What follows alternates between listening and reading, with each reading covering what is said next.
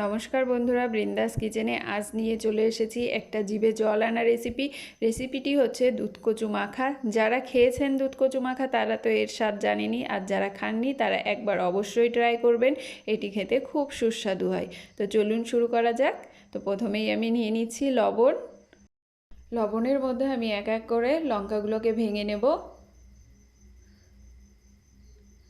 এখানে আমি দুধ কচুর ডাঁটা ব্যবহার করেছি। দুধ কচুর ডাঁটাটা কিন্তু যে ওপরের আঁশটা থাকে সেই আঁশটাকে ভালো করে ছিলে নিয়ে আমি ছোট্ট ছোট্ট পাতলা পাতলা করে টুকরো করে কেটে নিয়েছি।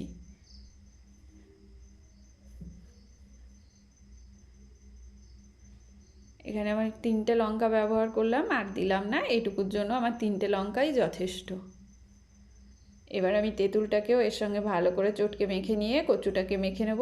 এইটা কিন্তু ঝাল ঝাল খেতে হয়, তো অবশ্যই এতে ঝালটা আর টকটা একটু বেশি দেবেন। দিয়ে ভালো করে মেখে নিলেই আমার রেডি হয়ে যাবে। তো অবশ্যই একবার খেয়ে আমাকে জানাবেন আপনাদের কেমন লাগলো। এরকম নিত্য নতুন রেসিপি পাওয়ার জন্য আমার চ্যানেলটিকে সাবস্ক্রাইব করে পাশে থাকা বেল আইকনটি প্রেস করে দেবেন, যাতে সবার আগে আপনারা ভিডিওগুলো পেয়ে যান। তো দেখাবে আর একটা নতুন রেসিপির সঙ্গে, ততক্ষণের জন্য টাটা।